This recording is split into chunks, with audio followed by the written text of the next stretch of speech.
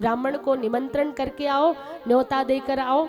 अमावस्या को, प्रतिपदा को, पूर्णिमा को, एकादशी को फलाहार कराओ, घर में बुलाकर मेरे घर आना, आपका भोजन है, निमंत्रण है, ये विधान है। ऐसे नहीं फोन से पंडित जी आ जाना, आज खा लेना, ना, उसका फल नहीं मिलेगा।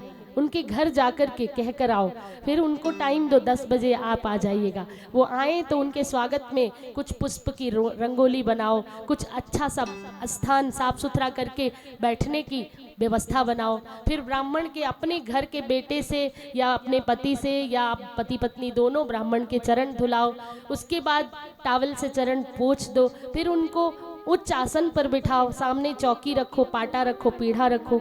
जमीन में प्रायः ब्राह्मण जमीन में बैठकर भोजन करना पसंद करते हैं, पर आजकल के हाईटेक लोग कहते हैं डाइनिंग टेबल पर बैठ जाएंगे पंडित जी, ये क्या बोलते हैं प्लेट में खा लेंगे आप। तो वो खा तो लेंगे बेचारे, कुछ नहीं बोलेंगे, लेकिन आपको कोई फल नहीं मिलेगा, ये मैं बता रही हूँ। तो भूमि पर बैठाओ, अच्छे से आसन लगाओ, सामने लकड़ी का पाटा रखो, नहीं है तो खरीद कर ले आओ। कार खरीद सकते हो, जैगवार खरीद सकते हो, पाटा नहीं खरीद सकते ब्राह्मण को भोजन कराने के लिए। तो फिर उनको भोजन में क्या खिलाओगे? उनके रुचि का भोजन, अगर जहाँ के हैं जिस प्रदेश के, उस प्रदेश का। अगर साउथ के ब्राह्मण को बुलाओगे तो साउथ के आपको क्या बनाना पड़ेगा? आपको डोसा, सांभर, इडली, उधर का भोजन है ना। ये इसलिए कह रही हूँ कि जहाँ के ब्राह्मण को बुलाओ तो वहाँ का भोजन, एक मिष्ठान अवश्य होना चाहिए और बैठा करके उसे भोजन कराओ। जब भोजन करे कोई तो बार बार मत पूछो और लाऊं क्या, अरे पूछते ही रहोगे तो खाएगा कब?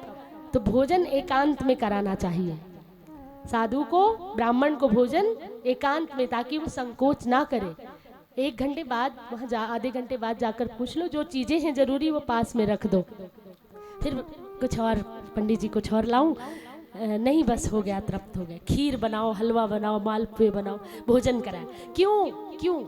What's reason? क्यों? क्योंकि ब्राह्मण को नारायण का मुख कहा गया। क्या कहा गया? नारायण का मुख।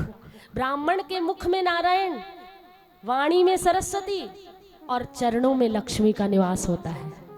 ये जान लीजिए, सीक्रेट है। जिसके घर में ब्राह्मण के चरण, इसलिए ब्राह्मण के पास लक्ष्मी भले ना हो, उसकी धोती भले फटी हो, कुर्ता पुराना हो, चप्पल ठीक से ना पहने हो, लेकिन अगर आपके घर में चरण पड़ गए और आपने चरण धोकर पूरे घर में छींटे डाले तो आपके घर में लक्ष्मी का कभी कमी नहीं होगी। जो ब्राह्मण सेवा करते हैं उनके घर में देख लीजिए, जितने भी लोग उच्च स्थान पर पहुंचे हैं, टाटा, बिरला, अंबानी तक लेट कर प्रणाम करते हैं ब्राह्मणों के चरणों में।